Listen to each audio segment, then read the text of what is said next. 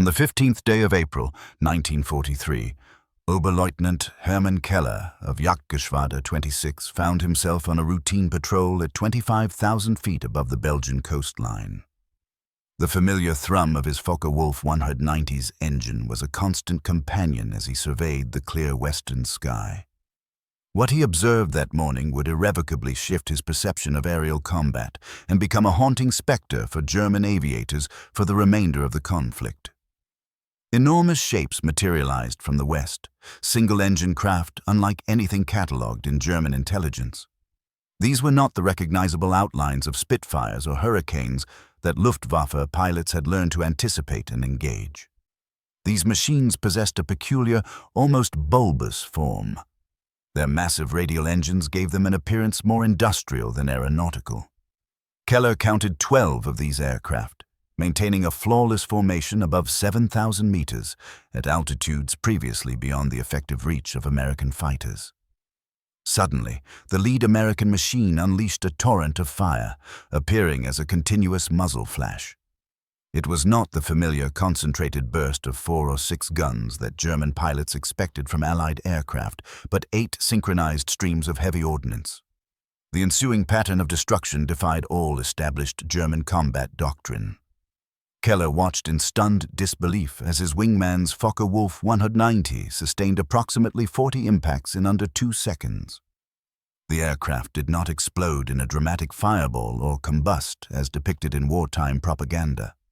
Instead, it simply disintegrated, dissolving into a shower of metallic fragments, pulverized by the concentrated impact of 50-caliber armor-piercing incendiary rounds. Major Donald Blakesley of the 4th Fighter Group had just achieved the P-47's first aerial triumph, introducing the Luftwaffe to what would become known as the American firepower philosophy. The Republic, P-47C, Thunderbolt was armed with 8 Browning M250 caliber machine guns, each capable of firing 800 rounds per minute. Together, these weapons delivered 6,400 rounds per minute, over 100 bullets every second, with each gun carrying 350 rounds. A P-47 could sustain this ferocious rate of fire for nearly 33 seconds. The mathematics of aerial warfare had fundamentally transformed overnight.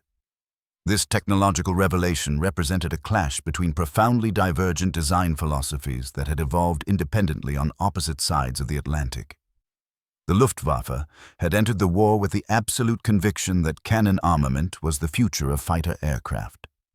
Their standard armament, the 20mm MG 151-20, fired explosive shells designed to destroy enemy aircraft with minimal hits. German pilots underwent rigorous training in deflection shooting, taking pride in their precision marksmanship. Their philosophy emphasized that 1 or 2 expertly placed cannon shells could neutralize an opponent through surgical accuracy.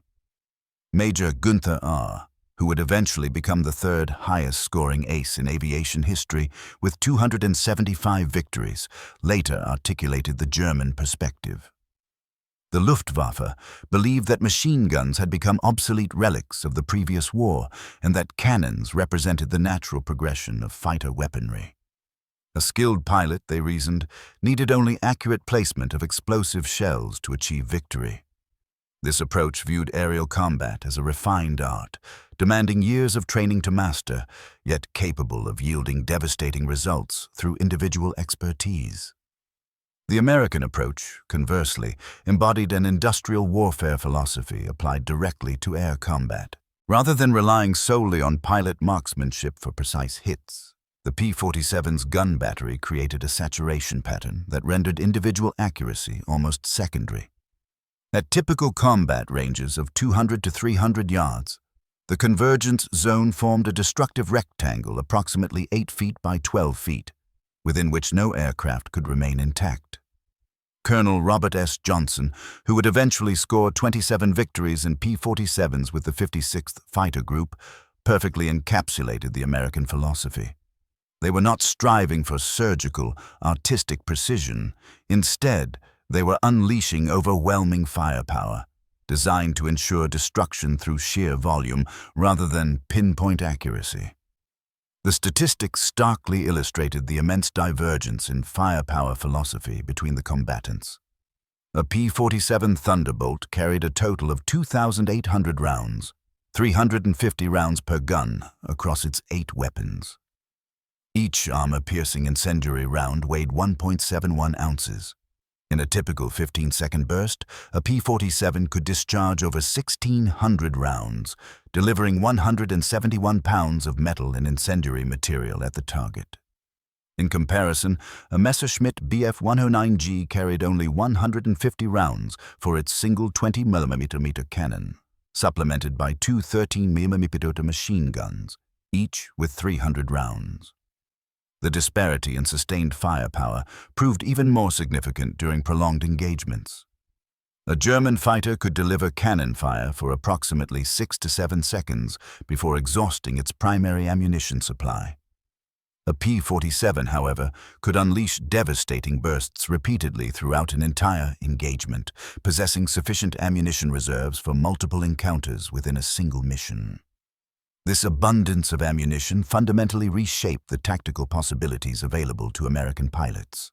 The first major engagement between P-47s and German fighters had actually occurred earlier, on March 10, 1943. When the 4th Fighter Group undertook the type's inaugural combat mission over occupied France. However, this mission concluded in complete failure due to radio malfunctions, with all aircraft returning to base without encountering enemy forces.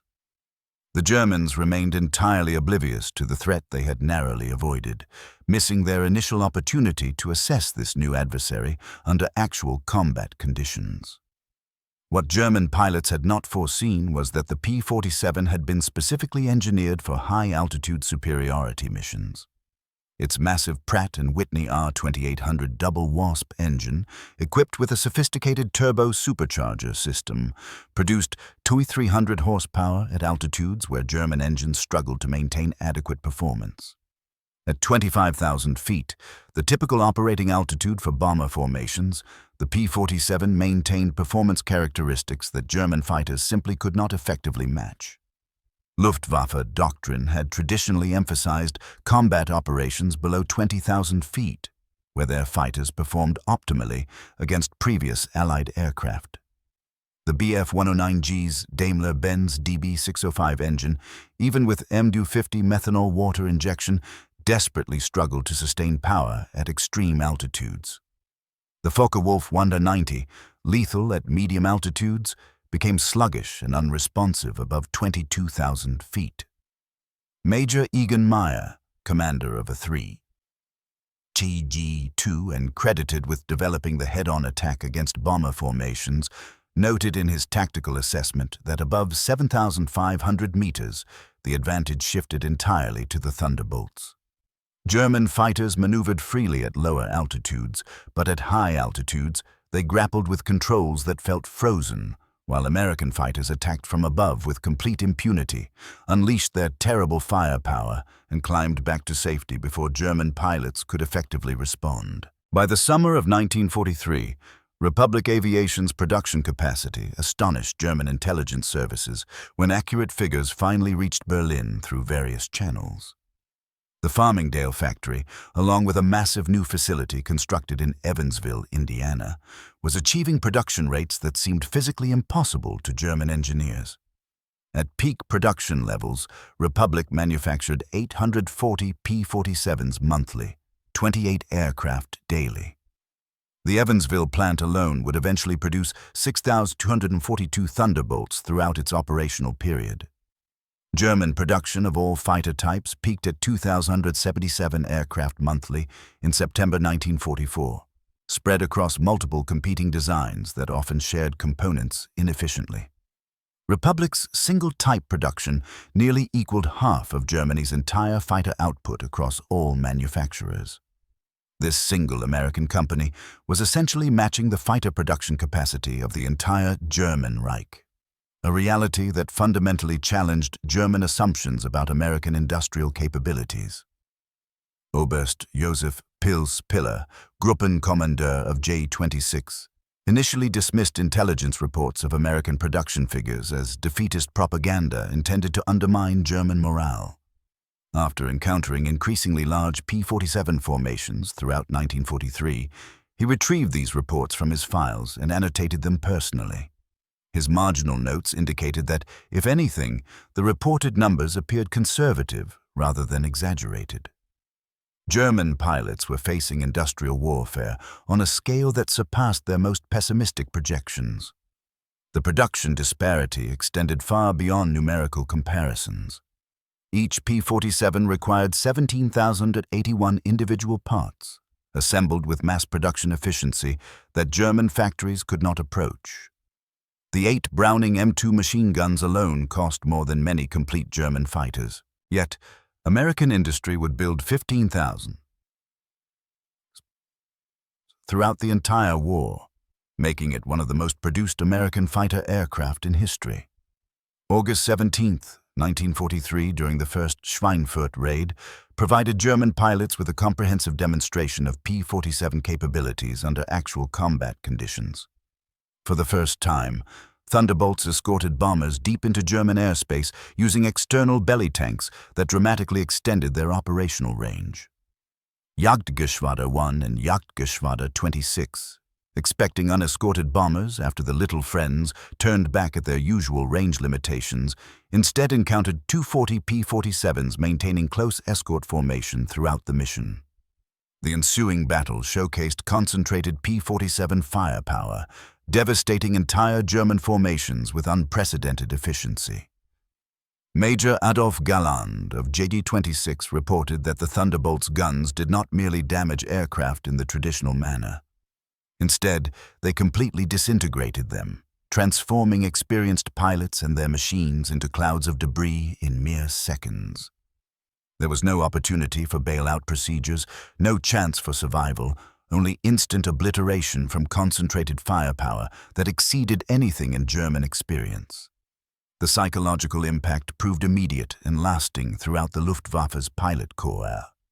German pilots who had developed meticulous tactics for engaging Allied fighters over years of combat suddenly faced an adversary that negated traditional combat techniques entirely. Instead of maneuvering for positional advantage, P-47 pilots could simply point their aircraft at targets and destroy them through firepower saturation that rendered evasive action irrelevant. P-47 pilots quickly developed tactics that maximized their overwhelming advantages over German opponents. The most devastating technique became known as the high-altitude bounce, diving from 30,000 feet at speeds approaching 500 miles per hour, delivering concentrated bursts during the attack, then using accumulated momentum to regain altitude before German fighters could respond. German pilots dubbed these attacks "death from above" because they possessed no effective counter-tactics. The mathematics of energy management overwhelmingly favored the P-47 in these vertical engagements. A Thunderbolt diving from 30,000 feet to 15,000 feet gained sufficient kinetic energy to climb back to 25,000 feet without utilizing full engine power. German fighters, struggling desperately to reach such altitudes, initially could not match this vertical battlefield dominance that American pilots ruthlessly exploited.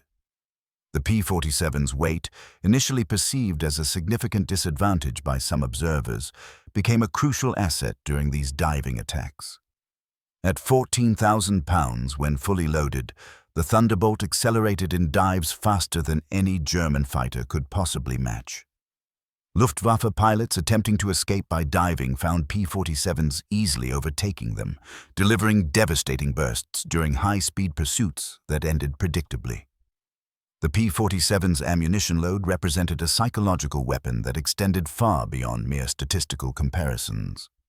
With 350 rounds per gun, American pilots could afford tactical flexibility that German pilots could not even imagine.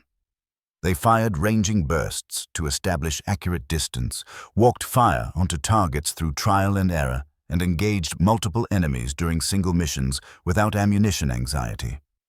German pilots, operating with 150 to 200 rounds for their primary cannon, lived under constant ammunition management pressure. Every burst required careful consideration because missing meant expending irreplaceable resources that could not be replenished easily. This ammunition disparity created a fundamental inequality in combat psychology that affected every engagement. American pilots fought with abundance, while German pilots fought with scarcity. The production statistics supporting this disparity revealed staggering industrial capacity differences. The Lake City Ordnance Plant in Missouri alone produced approximately 6.5 billion rounds of .50 caliber ammunition during the war.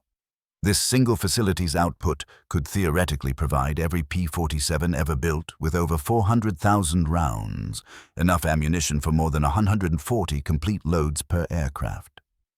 D-Day, June 6, 1944, provided the ultimate demonstration of P-47 dominance over European skies.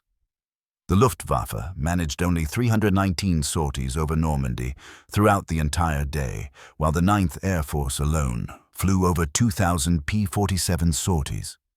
German pilots arriving over the invasion beaches encountered walls of American fighters that defied rational comprehension.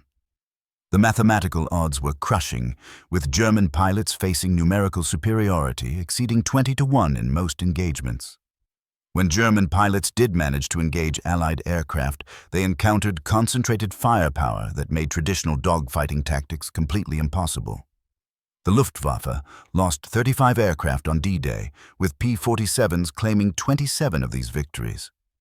The statistical exchange ratio demonstrated complete American dominance of European airspace. The ground attack role added another terrifying dimension to German trauma regarding P-47 operations.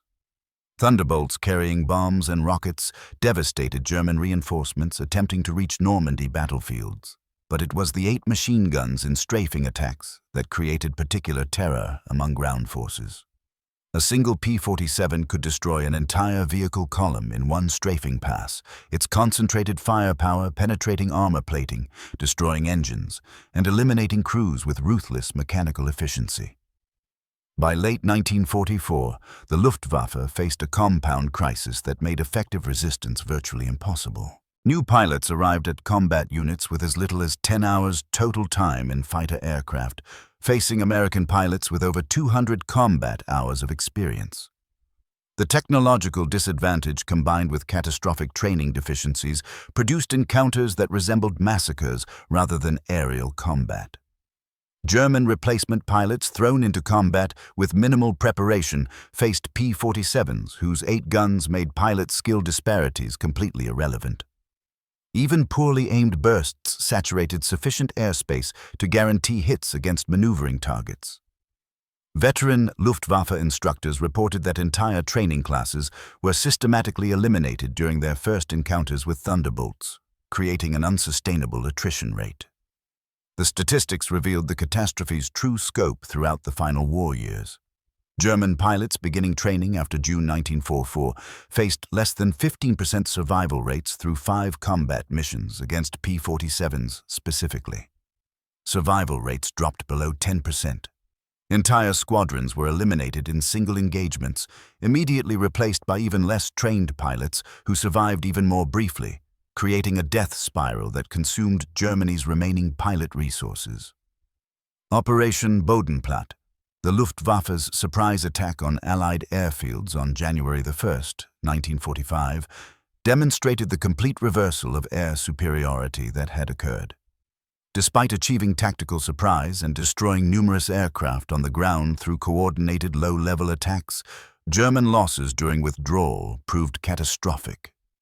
As German fighters turned for home after their strafing runs, they encountered waves of P-47s scrambled from rear airfields that had not been targeted.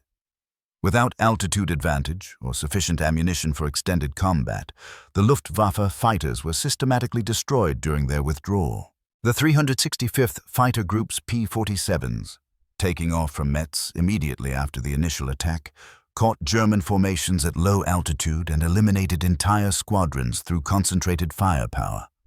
The operation cost the Luftwaffe 271 aircraft and 143 pilots killed, losses from which the German Air Force would never recover.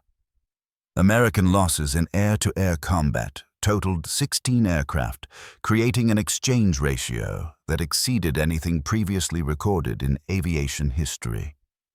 Even the introduction of revolutionary Me-262 jets provided only temporary relief from P-47 dominance over European skies. While jets could outrun Thunderbolts in level flight through superior speed, they remained extremely vulnerable during critical takeoff and landing phases. P-47 pilots developed effective tactics involving lurking near known jet bases, waiting patiently for these vulnerable moments when speed advantages became meaningless.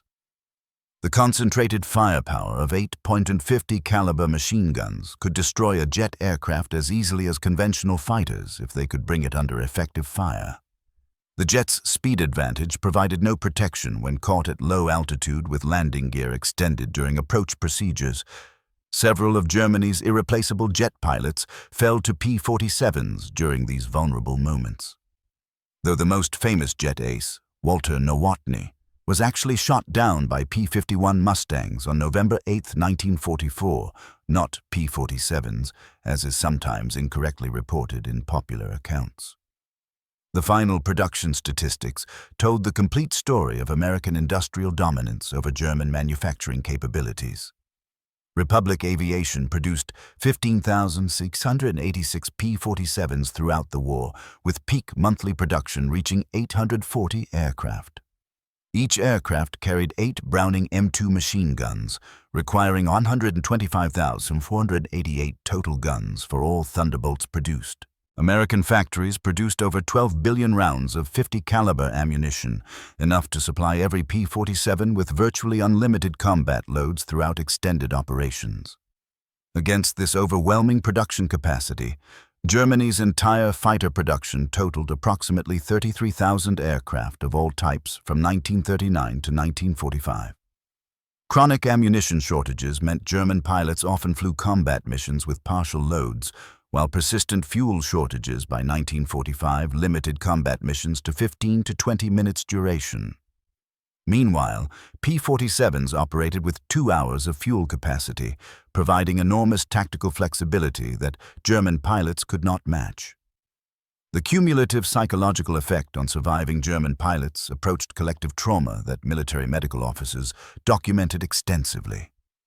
Thunderbolt neurosis became a recognized condition involving involuntary stress responses to any sound resembling 8 synchronized machine guns firing simultaneously. Pilots who survived multiple encounters with P-47s displayed symptoms similar to artillery shock experienced by infantry soldiers. Veterans developed elaborate avoidance tactics focused entirely on survival rather than achieving combat victories. These defensive maneuvers involved targeting only compromised or isolated enemy planes, avoiding engagements above 20,000 feet where the P-47 Thunderbolts held an undeniable advantage, refraining from head-on assaults against aircraft armed with 8 machine guns, and immediately breaking contact whenever Thunderbolts appeared in the engagement zone. These weren't strategies geared towards achieving victory, but rather desperate improvisations aimed solely at preservation. Major Gunther Ra, who successfully navigated the war with a tally of 275 aerial victories, provided critical first-hand accounts of confronting P-47s on the 12th day of May, 1944. He suffered the loss of his left thumb during an engagement initiated by P-47s belonging to the 56th Fighter Group, commanded by Hub SMP. In subsequent interviews conducted after the war, Ra acknowledged that the P-47 possessed the capability to maintain superior speeds at higher altitudes and execute dives with considerably greater velocity than the Bf-1. German aviators developed a profound respect not only for the aircraft itself, but for the entire doctrine of overwhelming firepower that it represented. General Lieutenant Adolf Galland, credited with 104 victories, detailed extensively in his memoirs the significant psychological toll of facing American industrial might in warfare. The formidable armament of the P-47's 8 machine guns signaled that America would secure triumph through sheer abundance rather than refined efficiency. Each salvo conveyed the message that American industry possessed such vast productive capabilities that it could afford to expend enormous resources simply to annihilate German resistance. This psychological impact proved more devastating than the immediate physical destruction inflicted.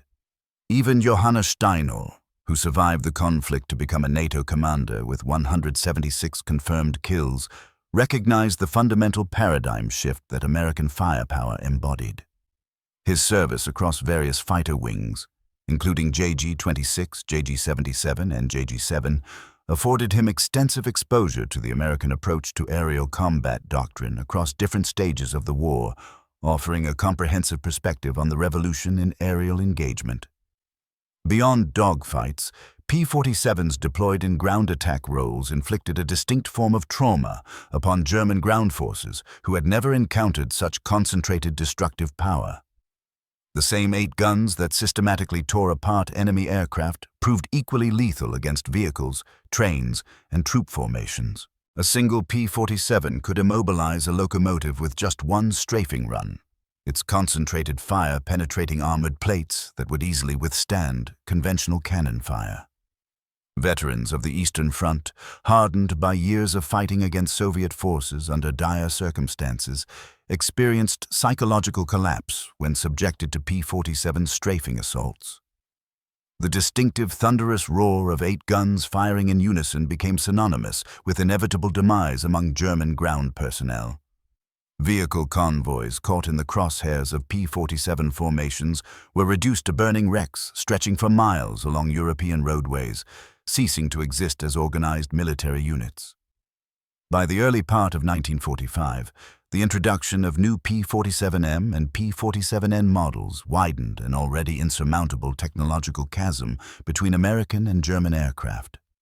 The P-47M's Pratt & Whitney R2857C engine, when utilizing water injection, generated 2,800 horsepower, enabling speeds exceeding 470 miles per hour. Although only 130 P-47Ms were manufactured, they represented the absolute zenith of piston engine fighter development. The K-14 computing gun sight, a standard feature on later P-47 models, eliminated the last theoretical advantage held by the Germans in deflection shooting proficiency. This advanced sight automatically calculated the necessary lead based on range and target movement parameters. Coupled with the 8-gun armament, this technology transformed even inexperienced pilots into deadly marksmen capable of achieving hits that previously would have demanded years of dedicated training. Germany's dire fuel shortages by late 1944 created a synergistic catastrophe when combined with the operational presence of P-47s. German pilots, restricted to minimal fuel allocations for training, found themselves pitted against American pilots who possessed extensive flight hours and considerable combat experience. This disparity in skill, compounded by the technological inequality, resulted in engagements that scarcely qualified as legitimate combat encounters. German pilots operated under a constant state of fuel anxiety, meticulously calculating whether they possessed sufficient reserves to engage targets and safely return to their bases. P-47 pilots, benefiting from abundant fuel supplies, could afford to exercise patience during engagements, execute altitude adjustments for tactical advantage, and engage in prolonged pursuits of retreating adversaries. This fundamental difference in fuel availability meant that German forces consistently fought defensive engagements, while American forces maintained the offensive initiative throughout all encounters. The conclusion of the war brought statistical clarity to the decisive impact of the P-47 on European air operations. Within the European theater, P-47s were officially credited with 3,752 aerial victories, the destruction or damage of 86,000 railway cars, the destruction of 9,000 locomotives, the elimination of 68,000 motor vehicles, and the claim of 6,000 armored vehicles. In stark contrast, approximately 3,499 P-47s were lost to all causes, with 1,020 lost to enemy aircraft and 2,479 lost to anti-aircraft fire and operational mishaps. The exchange ratio in aerial combat surpassed 4-to-1, unequivocally demonstrating clear technological and tactical superiority. The profound and lasting psychological impact of P-47 encounters on German personnel became evident during the Korean War when West German military advisors consulted with NATO forces. Upon viewing footage of F-84 Thunderjets conducting ground attack missions, several veteran pilots exhibited immediate stress responses, underscoring the enduring effect of their wartime experiences with the American doctrine of overwhelming firepower. The German advisors stressed to NATO planners that the American approach to firepower, emphasizing overwhelming force over precision, had proven psychologically devastating to their opponents. They advised that future adversaries should understand that America does not seek equitable contests in military engagements, but rather pursues the industrial annihilation of opposition through its superior productive capacity. In April of 1945, the Luftwaffe's final operational assessment acknowledged a complete defeat by American industrial warfare capabilities. The report noted that traditional fighter combat, predicated on individual pilot skill and aircraft maneuverability, had been rendered entirely obsolete by the doctrine of overwhelming firepower. The P-47's 8 guns had not simply downed German aircraft through superior performance metrics. They had systematically dismantled an entire combat philosophy that had long dominated European thinking regarding aerial warfare. German pilots had entered World War II with the mindset of knights of the air, fundamentally believing in individual prowess, precise marksmanship, and technological elegance. They concluded the conflict with the understanding that modern warfare belonged entirely to nations capable of mass-producing overwhelming firepower and delivering it wherever required. The P-47 Thunderbolt, with its 850 caliber machine guns, served as the primary instrument of this brutal educational process. Post-war analyses by military historians confirm the P-47's decisive influence on the evolution of aerial warfare doctrine. Its 8-gun armament represented far more than a simple increase in firepower. It embodied the American industrial philosophy applied directly to combat operations, a domain where Germans had previously sought superiority through efficiency and precision derived from individual excellence. Americans, conversely, delivered overwhelming abundance through their mass production capabilities. Dr. Williamson Murray, in his comprehensive analysis of the European Air War, observed that the P-47's 8 guns had effectively democratized aerial combat. Individual skill became secondary to industrial capacity in determining combat outcomes. German aces, possessing hundreds of flight hours and extensive combat experience, found themselves on equal footing with American novices when confronted by volleys of 50 caliber fire that rendered traditional fighting techniques ineffective. The psychological ramifications extended far beyond individual pilots to fundamentally impact German military doctrine. The Germans had pioneered combined arms warfare and achieved remarkable early victories through tactical innovation and superior training. However, American industrial capacity, epitomized by the P-47's excessive firepower, conclusively demonstrated that production capability ultimately superseded tactical innovation in prolonged conflicts. The manufacturing narrative behind the P-47's production reveals the true scope of American industrial mobilization during World War II. Republic Aviation transformed from a modest enterprise producing 39 aircraft in 1939 to manufacturing 840 monthly by 1944. The expansion of this single company surpassed the entire growth trajectory of German aircraft production throughout the war. The Evansville plant, erected on undeveloped farmland in 1942, employed 28,000 workers at its peak production, with women constituting 40% of the workforce. These laborers, many without prior industrial experience, assembled fighters of such consistent quality that combat loss rates attributable to mechanical failures remained negligible throughout extensive operations. Each P-47 incorporated 305,000 individual rivets, installed using pneumatic tools that were absent in most German factories. The efficiency of the assembly line meant that American workers could complete major sub-assemblies in hours, a task that required days in German facilities operating under perpetual resource constraints. This production efficiency directly translated into numerical superiority over the European skies that German pilots faced daily. The immense ammunition production supporting P-47 operations underscored American logistical superiority. a feat the German forces could not approach. Beyond the 6.5 billion rounds produced at the Lake City Ordnance Plant, additional facilities in St. Louis, Denver, and Salt Lake City manufactured billions more rounds specifically for .50 caliber applications. This abundance of ammunition ensured that P-47 pilots never experienced the ammunition anxiety that perpetually plagued their German counterparts.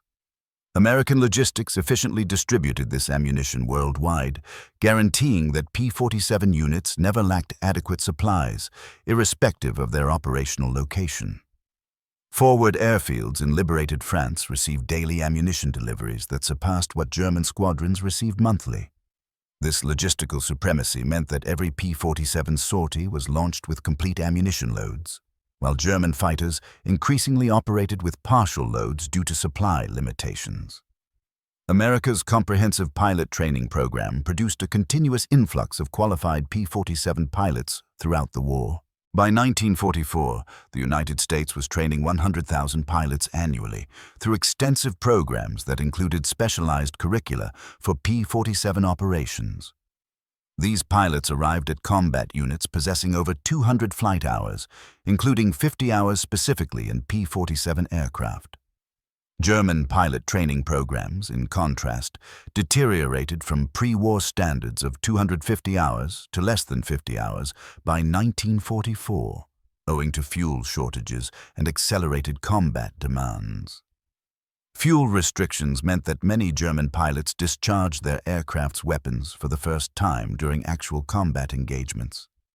This disparity in training, combined with the P-47's overwhelming firepower advantage, created combat scenarios that resembled systematic executions rather than equitable contests between trained aviators. The P-47's influence extended far beyond World War II statistics to shape American military doctrine throughout the Cold War. The philosophy of 8-gun armament became deeply ingrained in American military thinking, emphasizing overwhelming firepower over precision engagements. German officers who later joined NATO brought hard-learned lessons from confronting American firepower doctrine, stressing that the P-47's 8 guns had taught them that modern warfare was ultimately decided by industrial capacity rather than individual warrior excellence. The stark contrast in pilot survival rates revealed the fundamental inequality that characterized the final phase of the air war. American P-47 pilots who successfully completed their combat tours maintained approximately 90% survival rates, owing to superior training, equipment, and support systems. German fighter pilots confronting P-47s experienced less than 30% survival rates between 1944 and 1945, reflecting not differences in courage or basic flying ability, but the mathematical reality of facing overwhelming firepower with insufficient resources. Young German pilots, some with less than 10 hours of total time in fighter aircraft, encountered American veterans with hundreds of combat hours, flying aircraft equipped with 8 heavy machine guns. The outcome of these encounters was predetermined by industrial mathematics rather than individual capability or tactical innovation. The Luftwaffe's experienced pilot corps was not defeated through superior German tactics or deficiencies in training. It was systematically eroded through industrial attrition that could not be sustained. The strategic impact of the P-47 extended beyond its impressive tactical victory statistics by establishing complete air superiority over Europe. P-47 escorts facilitated the strategic bombing campaign that systematically dismantled German industrial capacity, creating cascading effects throughout the German war economy. They protected bombers that targeted and destroyed German fuel production facilities, thus creating the very shortages that crippled Luftwaffe operations during the war's final stages. More significantly, P-47s conducting ground attack missions effectively paralyzed German military movements throughout occupied Europe. The German military's complete inability to move during daylight hours without sustaining devastating losses from strafing P-47s fundamentally altered operational possibilities for ground forces. The Normandy campaign, in part, succeeded because German reinforcements could not survive transit through P-47-dominated skies without incurring prohibitive casualties. Within post-war German military culture, the P-47 became synonymous with insurmountable American material superiority. Veterans employed the term Thunderbolt mentality to describe the application of overwhelming force that rendered traditional military virtues obsolete. Military education programs emphasized that future conflicts would necessitate matching American industrial capacity rather than simply achieving tactical excellence through superior training or innovative doctrine. The phrase 8 guns entered German military parlance as shorthand for overwhelming firepower superiority that rendered conventional military wisdom irrelevant. Staff college studies analyzed how traditional martial excellence had become entirely inconsequential when confronted by industrial-scale firepower that could be mass-produced and deployed globally. German pilots who survived encounters with P-47 Thunderbolts were genuinely astonished when these aircraft shredded their fighters with 50-caliber machine guns delivered with unprecedented accuracy and volume. However, their surprise reflected a deeper, fundamental misunderstanding of the evolving nature of modern warfare, extending beyond simple tactical considerations. They had entered combat with an unwavering belief in quality over quantity, individual skill over mass production, and precision engagement over saturation firepower. The P-47 taught them through brutal daily experience that the industrial democracy's capacity to mass-produce overwhelming firepower would always trump totalitarian efficiency, which relied on limited resources and individual excellence. Every encounter with those 8 synchronized guns reinforced a simple yet revolutionary truth about the fundamental nature of modern warfare. America had successfully transformed military conflict from individual duels between skilled warriors into an industrial process that treated enemy forces as problems to be solved through superior production capacity rather than tactical brilliance. The 15,686 P-47s produced during the war, equipped with their 125,488 machine guns and supplied with billions of rounds of ammunition, represented far more than mere military superiority over German forces. They embodied a production philosophy that could equip every fighter aircraft with twice the necessary firepower, simply because industrial abundance made such apparent excess entirely affordable. German pilots learned this harsh lesson through daily encounters with American fighters that could destroy them utterly, repeatedly, and almost casually through firepower application that seemed to disregard resource constraints entirely. The P-47's 8 guns did not simply achieve air superiority over Europe through superior performance characteristics. They demonstrated conclusively that in the era of industrial warfare, the nation possessing the greatest productive capacity would inevitably triumph, irrespective of individual tactical innovations or training superiority. The astonishment experienced by German pilots facing P-47s was ultimately surprise at discovering the true nature of modern warfare itself. They had prepared extensively for aerial duels between individual knights of the air and encountered instead an industrial machine that processed them systematically with 8 guns firing over 100 rounds per second with mechanical precision. Within those convergent streams of tracer ammunition lay the entire strategic narrative of World War II, representing America's fundamental ability to produce overwhelming force and deliver it efficiently wherever needed around the globe. The German pilots who survived these encounters learned that they had faced not simply superior aircraft, but a superior production philosophy capable of outproducing any opponent through industrial capacity rather than tactical innovation.